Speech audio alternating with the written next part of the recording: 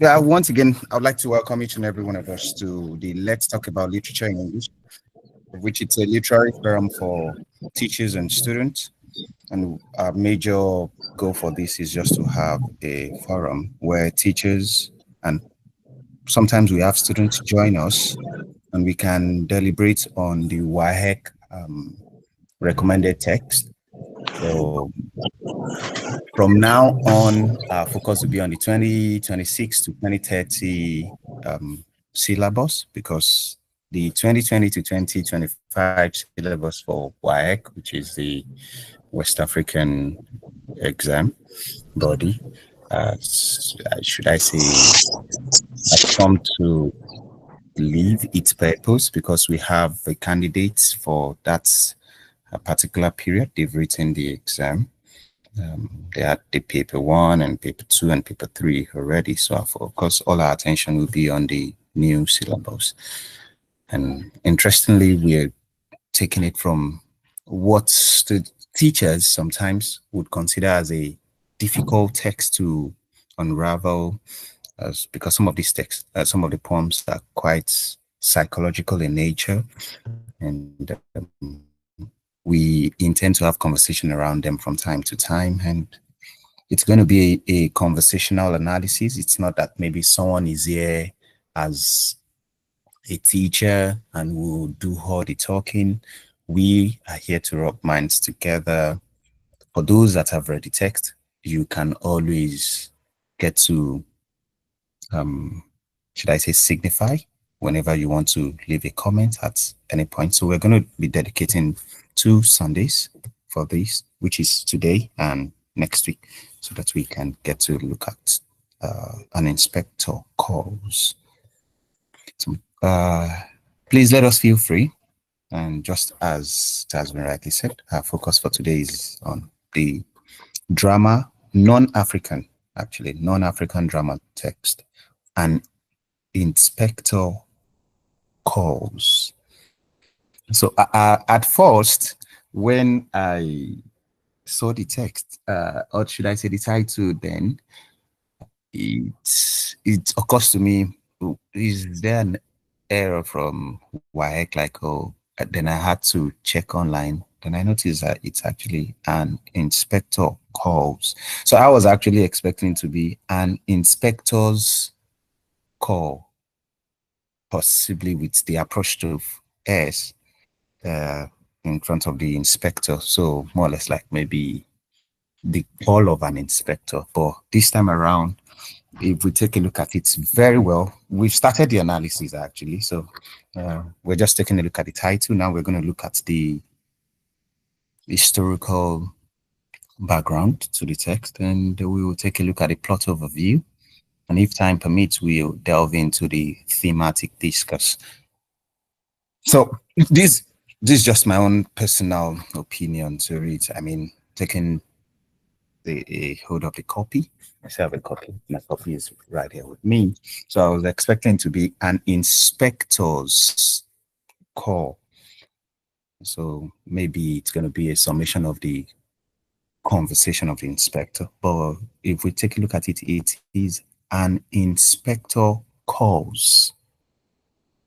So for those that have read the text, will notice that that was actually a statement by Edna, the character in the text, towards Arthur Billing to notify him that there's actually an inspector calling, or an inspector as calls.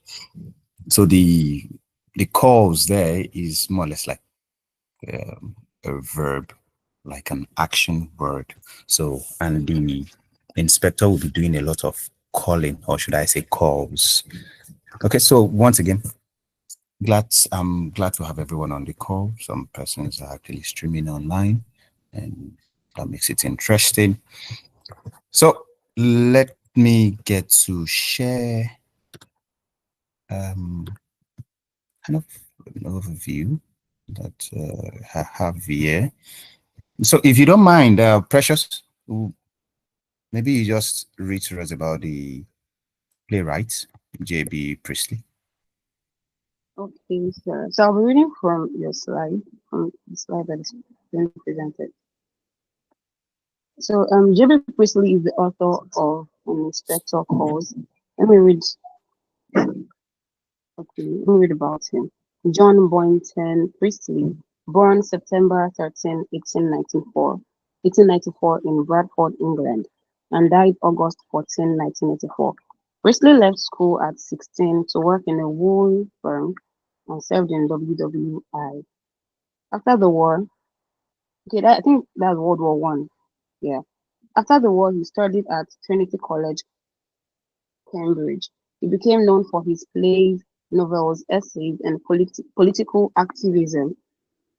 I'm struggling to see, that's right.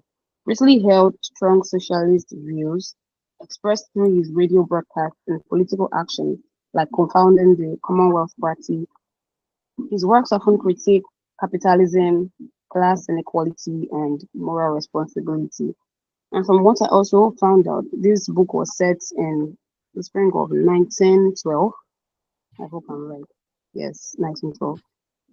Yes, we will Okay, about the definitely get to that part about the play.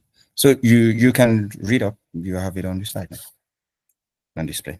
okay, okay. So about the play, An Inspector Calls, it was written in 1945, premiered in 1945 in the Soviet Union, London, 1946. The genre is mystery drama, political allegory, and it's set in 1912, like I mentioned earlier, in the home of the wealthy Berlin family in the fictional town of Bromley, England. Climax: Gerald's discovery that Inspector Gould may not be a real inspector and that no suicide was has been officially reported, casting doubt on the whole interrogation. Okay, I think that will come into play at the end of that will be next week at the end of the plot summary. Mid 20 okay, the literary style is mid 20th century British drama, social realism. Okay. So Thank you so much, Precious. So I would like us to pick up the conversation from the last phrase that you just said, or should I say the last term, which is social realism. I don't know if Mr. Arorade can just quickly comment on when a play is described to be a social realism. Is Mr. Arorade there? It's going to be an open conversation, so we get to call on us to just have our 2 cents on it. All right. Good evening, everyone. Once Good again, evening. welcome, Minister or Honorable Ola. I cite you, sir. Well done. So, social realism is a kind of theory that um, basically hints on everyday life, everyday occurrences, all right, and the reality of the society, just as the name implies. It's one of the most direct of the points of view of certain novelists and dramatists. So, An Inspector Calls is one of such texts, or one of such.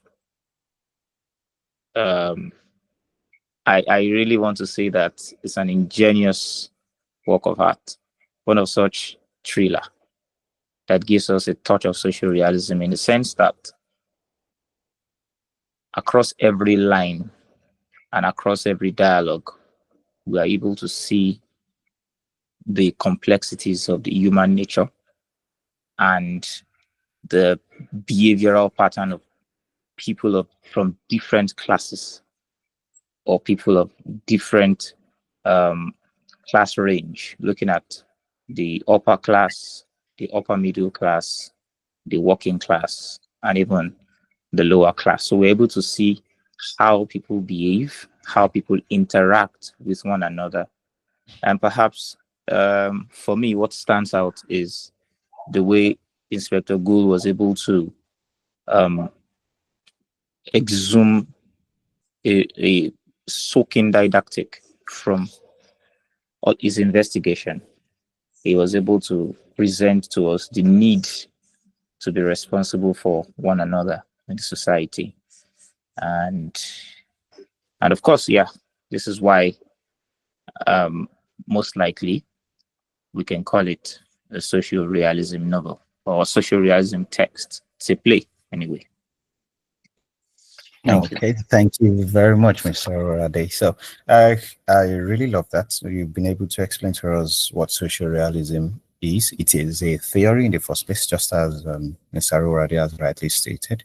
And as a theory, it's meant, the focus is actually to depict the realities, the ideologies, the sensibilities in our society. That's why we have the word social to it. And within this society, what makes up the society, just as Mr. Aurora just stated, are human beings. And as human beings, we are very, very funny. I mean, we have funny characterizations. So as human beings, we are characters, and most of the characters in this text are serving as archetypes. So for the kind of general human beings that we have in the society. So it's a mystery drama, a political allegory. Allegory simply means something we can interpret on two planes, like two levels, if I'm correct, which has to do with on the literal level, we have Inspector Go as a character in the text. And on the figurative level, we can say Inspector Go is actually something else. So we'll get to it shortly. Also, Mr. Arthur Billing, who happens to be another character in the text, is someone that is someone in the society, but at the same time represents something on a general or figurative landscape. So as we can see here, the setting is in the time setting is actually 1912, and the place setting is in the home of the wealthy Berlin family, Bromley, England, to be precise. So if we say it's a social realist play, that means the society it mirrors specifically is centered around the 1910, 1920s in England, as at that time, the kind of class stratification or the class nature that we have in the society has it then. Okay, so I can see some of us online, and I'm going to get to call us last time. Um, how did Inspector Go put it? He said, "All in good time." Yep. Usually use the expression "all in good time." Like you get to speak all in good time. Your own time is coming that you get to. So, yeah, Precious. If you don't mind, you can read up the historical and social context to us. Okay. So the I hope you historical can and social, frame well. yeah, I would manage. I'm not with glasses, so it's not Okay, oh, the sorry about that. I just wanted it to be part of the conversation. yeah. I can see it. I can zoom it in. So the play uses dramatic irony to highlight the arrogance of the upper class before the upheavals of World War One, World War Two, and the rise of socialism. Please, can we hear me? Yes, definitely. One second. Sure, you can go on. Okay, thank you, ma'am. Priestley critiques a pre-war society that ignored the needs of the poor and disadvantaged. So moving on to the Edwardian era society, that's from 1901 to 1914. The rigid class system. So the rich had power and opportunity while the poor were denied social mobility and respect. And then gender inequality. Women couldn't vote or own their own property. Their lives were controlled by male family members. Then moving on to limited government support. Charities were crucial for the working class due to the lack of welfare systems. And labor movement formed in 1906. Okay, the labor movement was formed in 1906 to prevent the working class advocating for fairer wages and living conditions. So the following are the events that happened between 1912 to 1945. The First World War took place from 1914 to 1918, and Second World War from 1939 to 1945. And it exposed the need for social reform. We'll see more of it in Mr. Berlin's, or is it Berlin? Yeah. in his statements in the first act.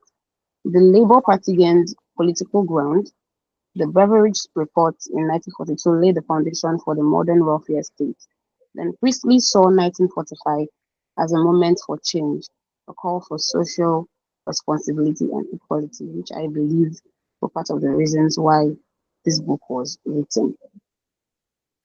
Okay, thank you, Precious. So it's just important that we put into context. Uh, for a better analysis of any text, I always have this understanding that there is a need for the pretext and the context. That is what happens before the text. The text is actually the subject matter, but there are some certain things happening, or there are certain things that happen before the text, that is before the issue itself, and there are still some certain things happening as at the time the issue is going on. So that's why we have to run through the Edwardian era society, because that was the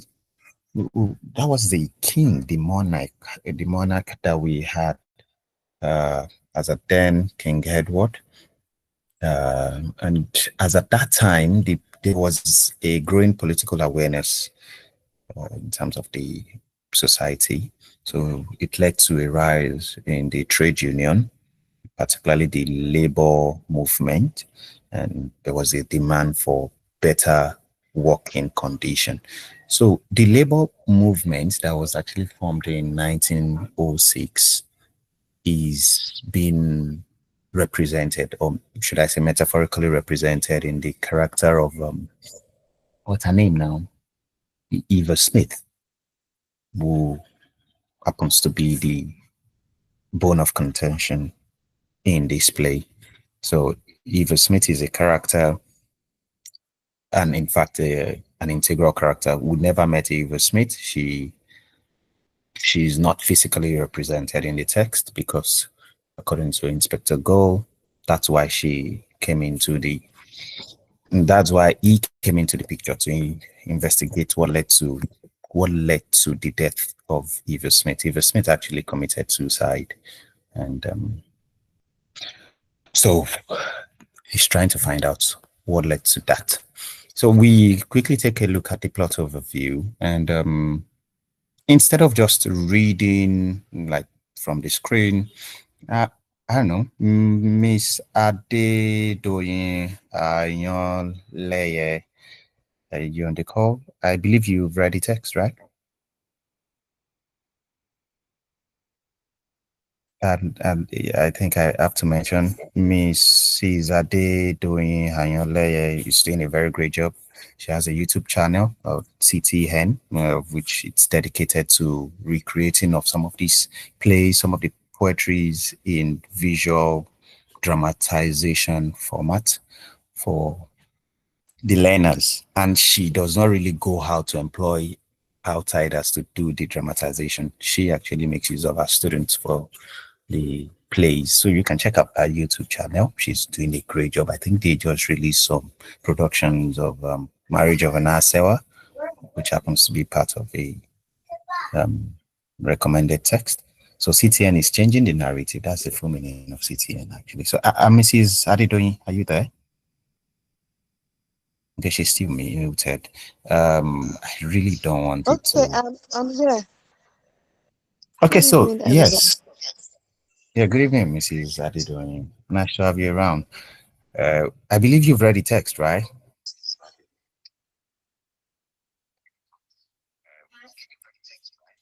Yes, I am. Oh, okay, so can you quickly just walk us through the plot overview, ma'am? You have some certain part of it on the screen just to guide you, but you don't have to necessarily read it from the screen. Just narrate it to us from your Okay, home. the text started in the Berlin house, the dining precisely, where they were having like an engagement ceremony. The daughter of Otto Berlin, that's Sheila, was getting engaged to Gerard Croft, and And so it was like a happy moment. So we see the beginning of the text starting with a happy moment, and then we were exposed to Otto Berlin's character. He's a businessman, one who likes business, and also Gerard Crofts. We were also exposed to his kind of person. He's a business person. He travels a lot, and even from the beginning of the text, we could identify the fact that Sheila was not really happy with the relationship, being that she was complaining that Gerard was not always around, and the mother was trying to tell her that I've always been used to this kind of life because your father Otto Belling is not always around. Don't worry, you'll be happy. And in the beginning part, the Act 1 part, Gerard also proposed, gave Sheila a ring. She was happy and everybody was excited. We're also exposed to Eric, that's Sheila's brother. So Otto Berlin has two children, Sheila and Eric, and then a wife. And then, so they were all happy in the dining when Inspector Go came in. So there was like an interruption from their happy enjoyment. So Inspector Go came in, and then there was like a sudden, there was like a shift in the mood. If I'm going to say that, they were all curious to know what exactly Inspector Go was coming to do. And it was in that same Act 1 that we were exposed to the character of Eva Smith, who was killed, or she committed suicide through a disinfectant. And then in Act 1, the conversation with the inspector had a conversation with Osobelin, the father of Sheila and Eric. And Otto Berlin was trying to find out who this inspector really is, because I don't know who you are, you know. So just to show that this man is wealthy, is connected. So he was trying to say, but you know, Inspector Go had, he was trying to play around, and then he was able to get his way through Otto Berlin. He asked him some series of questions. In that same Act 1, we were exposed to the fact that Eva Smith was working for Otto Berlin. She was one of the dedicated workers, but she was sacked. Eva Smith was sacked by Otto Berlin because she was among those that kind of protested for an increase in salary. She wanted their salary to be increased. And here we see the theme of social injustice coming in, because obviously Eva Smith can be categorized under the lower class, and so they were trying to ask for an increase in pay, and this Otto Berlin was not happy about, and so she was sacked. And so Inspector Go feels that this could probably be a reason why Eva Smith committed suicide. And so the conversation moved from that, from Otto Berlin to Sheila. Sheila, who also came into the picture, was wondering why the inspector was questioning the father, and then the inspector turned to Sheila. Meanwhile, Gerard and Eric, they were also in the scene, but the inspector was not ready. I think he was not just ready to allow them to see the picture of Eva Smith, because the inspector was holding the picture. But the inspector decided to move to Sheila. In my own opinion, I feel it was like the technique of suspense was being played out there, like it was just moving gradually. And then in Act 1, we're also exposed to the fact that Sheila had an interaction with Eva Smith. She was working, so after she left Otto Berlin's company, she started working in a supermarket. I can't remember, I think Mill World. I can't remember the name now, so sorry. So she was working there like as a salesperson, and Sheila came in there to get some few clothes with her mother. She wore the clothes, it was not too fine, and then she's, according to her, she said Eva was like laughing and all of that. She got angry, and then she instructed her mother that her mother should close the account, and then she should be sacked. That Eva Smith should be sacked. So this is like the second event that played out with Sheila concerning Eva Smith. So the story just is like, so basically it was just Inspector Go trying to interrogate each of the members of the Otto Berlin family. And then we also got to know that this same Eva Smith had another name. So for Gerard and Eric, they didn't know Eva Smith as Eva Smith. They knew her as I can't remember the name now. Sorry, I can't remember the name now. So sorry.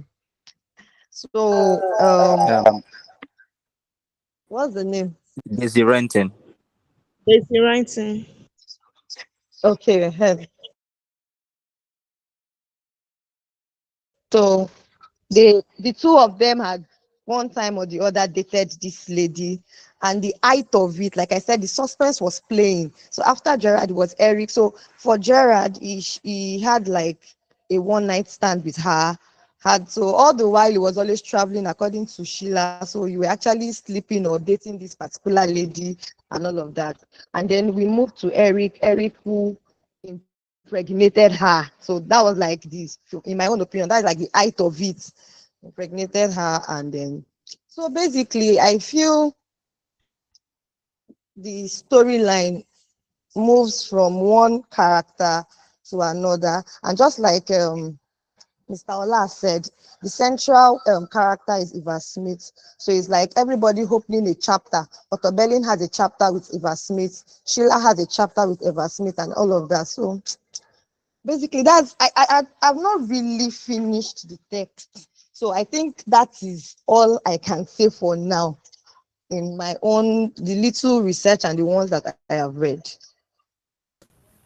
Okay, thank you very much, Mrs. Adedoyin. You've really done great justice to it, of which I feel like the only part that you possibly missed out should be the ending of the text, which in which Mr. Arthur Berlin picked a call after the inspector left, Okay. only to get the information that He an was not an inspector is inspector. coming, that an inspector is Okay. coming. So they Mm-hmm. were now wondering who was the inspector that just left. Was he really an inspector in the first place? No. Mm-hmm. So Mrs. Kemia Denuga, we're coming to you as well. Just as Mrs. Adedoyin has rightly said, Eva Smith has chapter with every person. So maybe a chapter with Mrs. Adenuga will come shortly.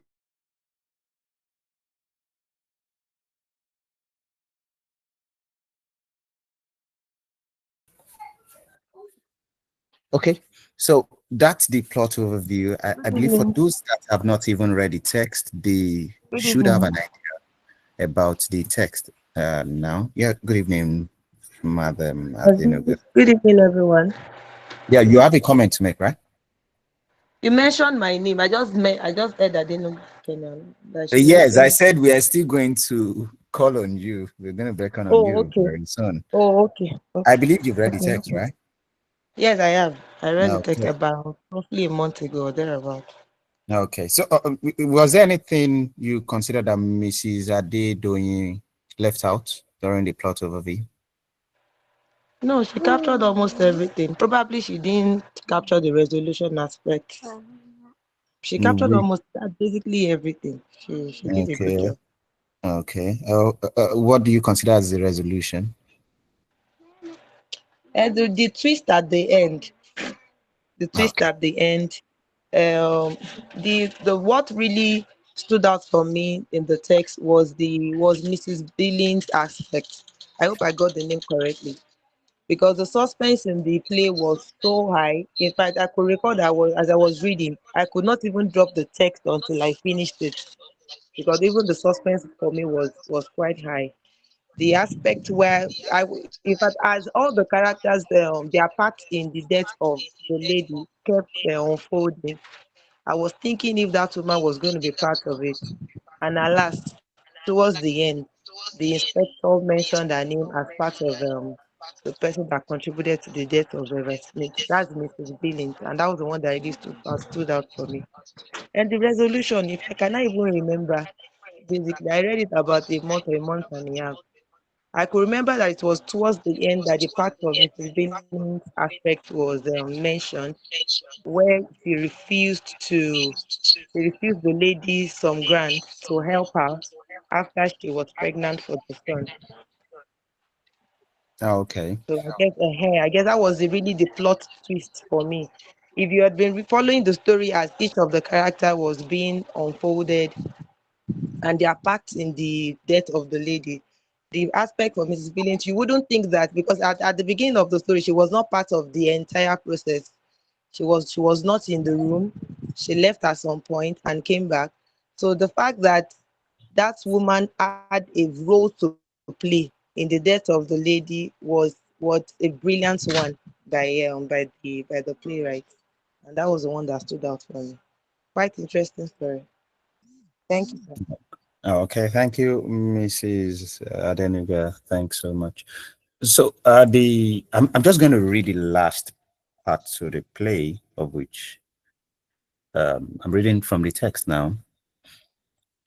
Uh, this is Berlin. Berlin. Now, look at the pair of them, the famous younger generation who know it all, and they can't even take a joke.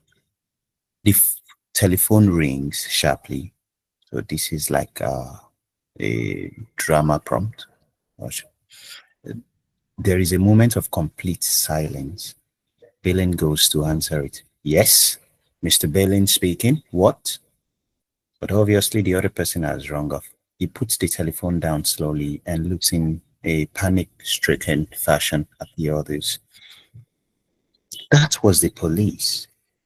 A girl has just died on her way to the infirmary after swallowing some disinfectant, and a police inspector is on his way here to ask some questions. Okay, so that's the end of the play. So you can see Mr. Bellin picking a call after the inspector has just left, just to get the information that a girl has just died. And they were all confused, like, okay, what just happened right now? I thought we just answered, or we just went through an investigation uh, being conducted by Inspector Go.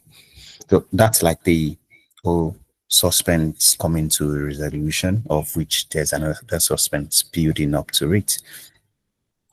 So, because of our time, we're going to have some very serious conversation around it. Just as we've rightly said, this story is not just about Mr. Billing, Eva Smith, and what are the names of the other characters now? Eric, Gerard, and the likes. This is a social realist play, and from what we have read so far, or yeah, the plot overview. Yep, Madam CJ, you have your hand raised. Yes, please. I told you I may have one or two things to add after listening Yes, to definitely. what, yes. So It's I a don't know if I conversational have muted. analysis. Yeah, it's a conversational analysis, so it's not like maybe we are Okay, trying to. all right. I had to make some research and I came up with a few things which I don't know, it could be helpful to us. So let me just download to you guys. All right. So the themes for the book. So we have social responsibility, class difference, morality and ethics, guilt and accountability. I think that comes to play where you have the Eva stuff,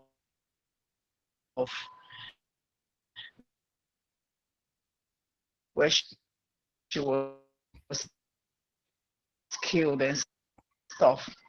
She was killed by people indirectly, but directly she committed the suicide.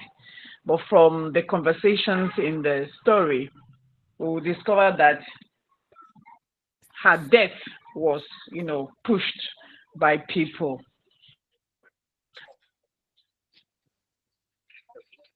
Okay, so what do you call it now? Your line is So breaking, the Madam audience CJ. knew more than even the characters themselves.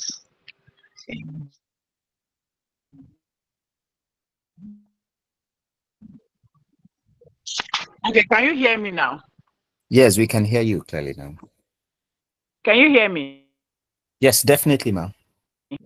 Okay, so let me just wrap it up with that short one. Audience knew more than the characters themselves, as the story unfolded. So it kind of created a kind of tension, like um, a level of climax where at the end the resolution was okay. People now got to know, okay, this was what happened and that was. I'm sorry, I may not be able to give you specifics like the names, Mr. Berlin, Mrs. Berlin, Eva, and the other people, but I'm just giving you a general overview of what I just did a research on. So I think I just wanted to chip in that so that it will help us in in the analysis. So the book is basically a social commentary, as you have all said, capitalism and socialism.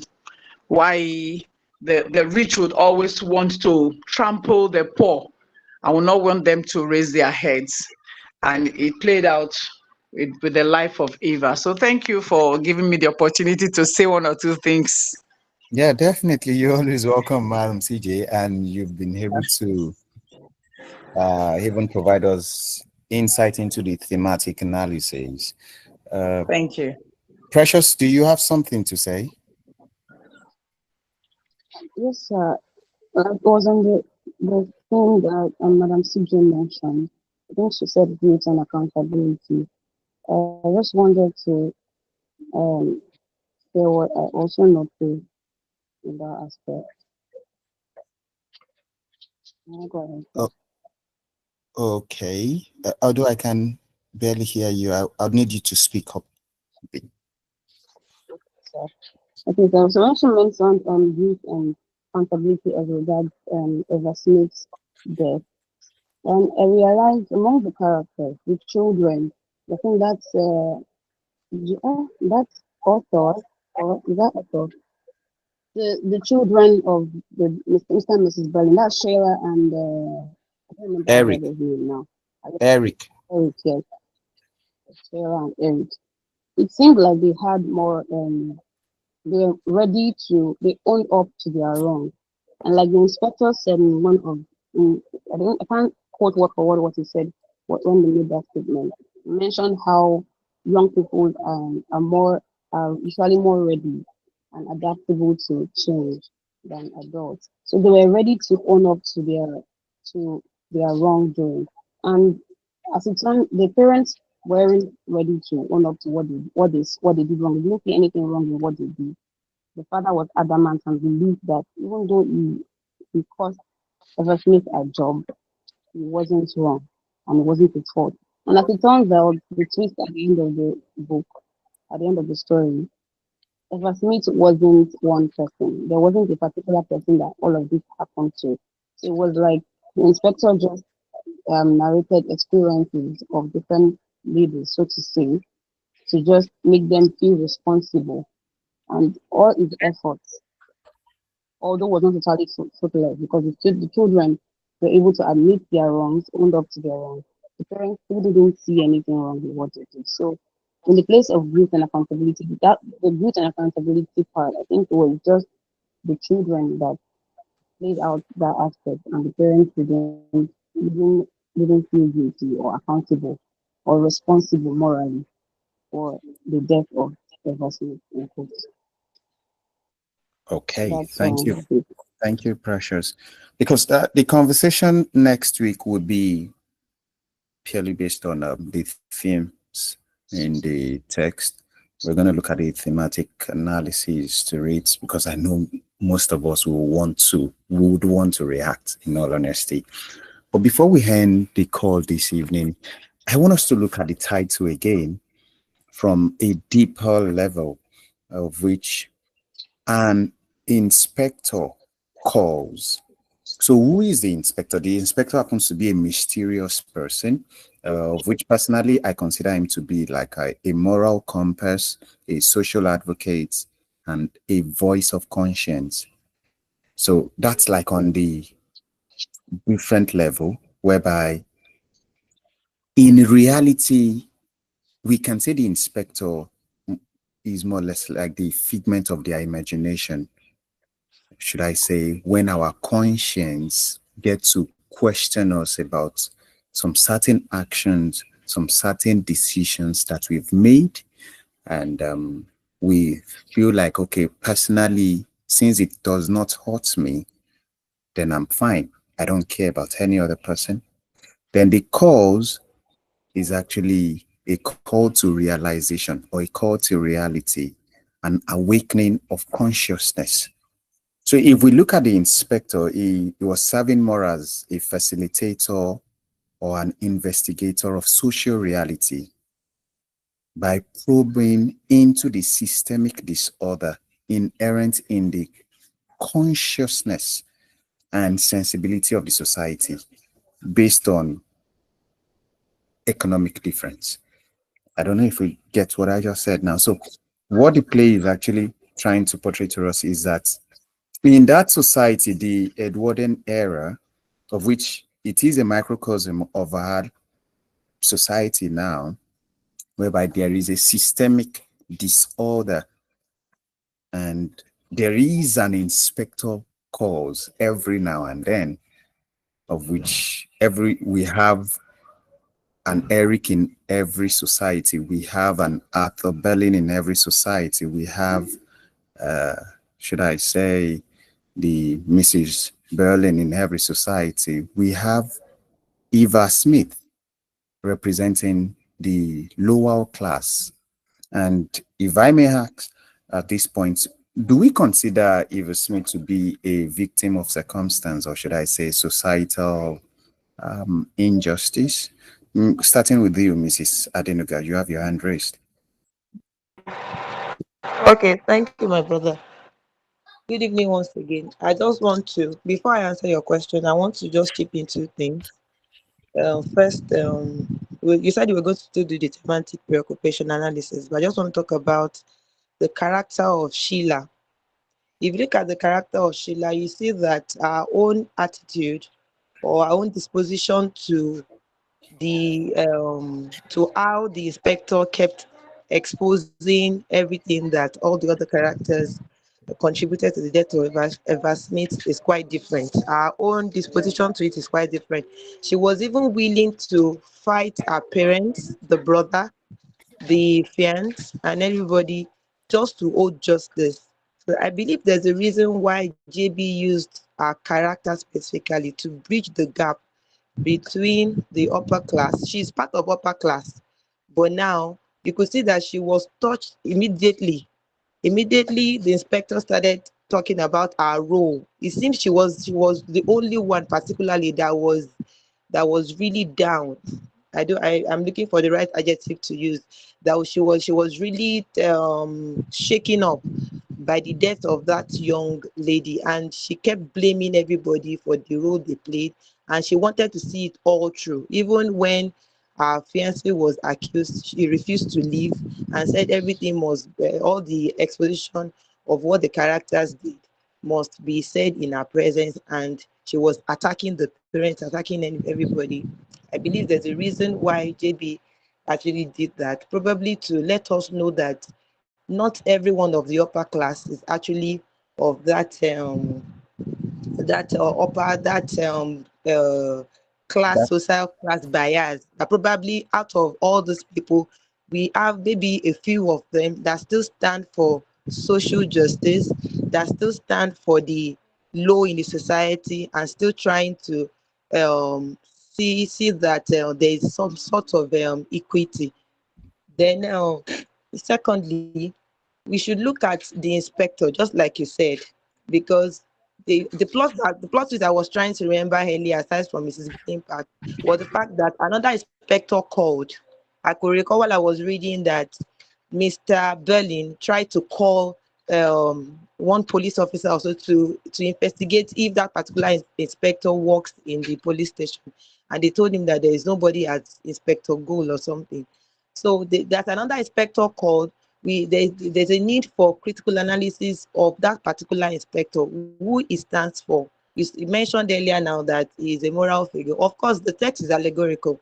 We can't rule out that. Probably that was why JB used that mysterious character to, maybe we could call it, I don't know if if we could call it authorial intrusion. Maybe it stands as um the author now coming in to stand as that mysterious figure to pass that information, to pass that theme of social injustice that happens in the social class. Thank you. Hmm. Thank you so much, Mrs. Adenuga. And just to complement what you've said about Sheila, I'm going to read from the text. We have here, Sheila said, um, Mother, I couldn't possibly go. Nothing could be worse for me. We have settled all that. I am staying here until I know why that girl killed herself. So you can see that she was really interested in, just to complement what you said, Mrs. Adenuga, she was really interested in seeing to it that justice prevail. She thought, she identified with the girl, should I say. Then another part was when our mother was trying to talk down the girl, that, oh, girls of that class, that is what they can just do. Then Sheila responded by saying, you mustn't try to build up a kind of wall between us and that girl. If you do so, then the inspector will just break it down. So there is a part of Sheila trying to say, enough of we acting like the high and mighty. These people, or Eva Smith, or should I say, Lindsay Renton, now is a human being in the first place. We need to feel that, because I was responsible for her getting sacked at the other place when she left my father's company. And that is one of the essence of the inspector being there, because we would see the character of Mrs. Bailin, Mr. Arthur Bellin, telling the inspector that it seems as if you've been able to have a full grasp of Sheila, like she's getting involved into this. And what she's really getting involved in is that the essence of the call, which is an awakening of consciousness. That, are you conscious of this systemic disorder that you've caused? And those systemic disorder includes violation of individual rights, of which that was expressly perverted on Eva Smith, abuse of power based on economic strength. We could see Eric telling, no, it was Gerard that was telling the father that, why would you, I think it was Eric, or was it Gerard, that why would you sack a girl because she was asking for a rise in her pay? Because Eric. we all want, yes, Eric, right? Thanks, Mr. So there was an abuse of power being melted out, and we have act of insensitivity towards the needs of others, particularly those working under the ruling class. We would see that play out in the manner by which even your beloved Sheila, Mrs. Adenuga, your beloved Sheila could be accused of something. I think I jotted it here. If it does not fit me, it must not fit anybody. I think that is the poverty of our own ideology, or should I say the penury in our ideology. So because she had a clothing on and it doesn't fit her, then Eva tried the clothing and it was looking perfect on her. That was the offense she had against Eva Smith when she was working with the Mild Ways, if I'm correct. So you can see that every person has their own distortion, their own kind of systemic disorder. Mrs. Berlin is the person who looks like she's free at first, and we got to realize that she is an embodiment of the idiomatic expression that states those who live in glass house should not throw stone. So she was really throwing stone at Eva Smith, trying to say it's because she's from the lower class and all of that, only to realize that the girl has a lot of blows, injuries, traumas, and the likes. And these things are not far-fetched.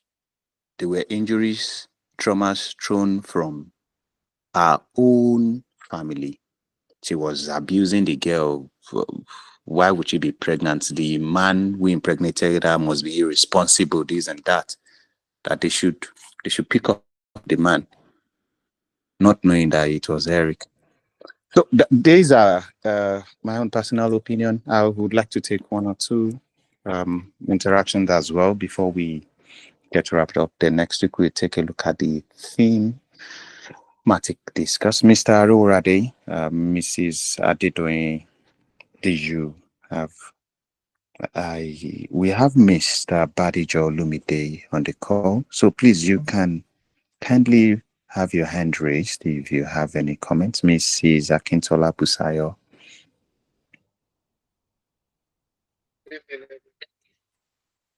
Okay, Mr. Ade Ola, right? Is that you?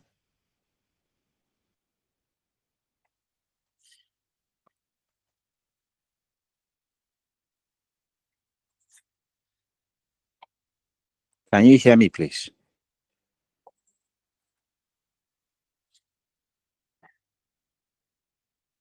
Hello? Hello?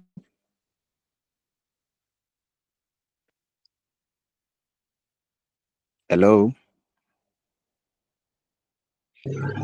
I can hear you. Yes, Mr. Badijo, we cannot hear you. I can. Yeah, no, no, it seems I didn't raise my hand initially, so I had to raise my hand first before coming in. Good evening, everyone. Yeah, good evening, Mr. Badijo. Thank you for the platform of this wonderful knowledge. I came in late, but I was able to pick one or two things. I only read the book in passing, but with little experience, I think I understand that it delves towards the area of social relevance more than what it actually looks. So I'll do my own assignment in the course of the week ahead of the next meeting. Thank you. Okay, thank you very much, Mr. Badijo. Okay, Mrs. Adedoyin, do you have any comment? Do you have any comment to make? Um, Not really. I really don't have any comments. I really don't have any. I will also prepare very well against next week too. Okay, so for next week, we are going to focus on, did I say two aspects? The character identification. We're going to take a look at each character. We talk about them.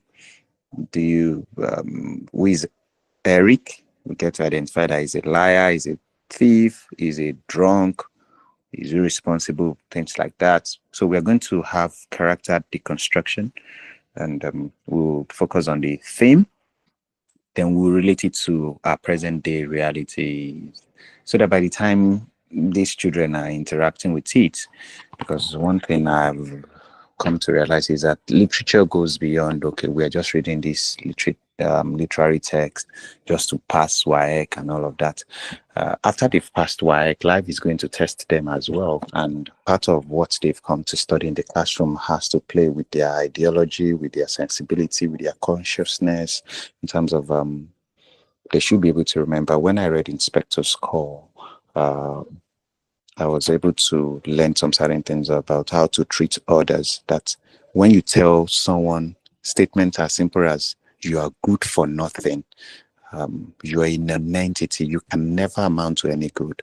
This is as you killing the person before they even eventually kill themselves. So later, when you hear that someone has committed suicide, don't act as if, oh, I'm very sorry. Don't be the Sheila, not knowing that you've been an actor in the old evil or you've been an accomplice, should I say, in the evil, in the execution of the evil. I don't know if we get what I just said. So that would be it. Mr. Rowarade, any comment from you? Okay, thank you very much for infusing a bit of pedagogy into this. How, of course, we must bring in real life while teaching the text. I enjoy what you did at it towards the end. Thank you. Okay, and I think what I have left for tonight's meeting is quite in line with what you did.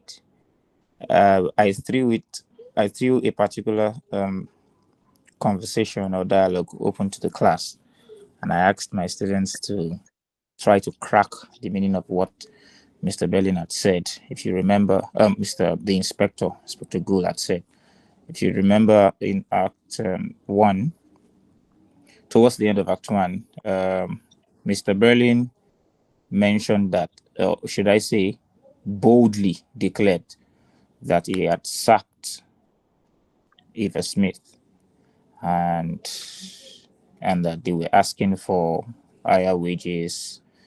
I think it was 22.6, and they were asking for 25. And then he was very bold, and he made a statement. They said, if we don't come down on some of these people, one day they will ask for the world, or they will ask for the earth, if you remember. And then the inspector wittily responded and said that, well, it's better if they ask for it, but they do not take it. And that statement, take the earth, quickly brings to mind the idea communicated in that George Orwell's Animal Farm, taking the world. And I threw it open to my class. One brilliant student stood up and said, okay, taking the world could mean that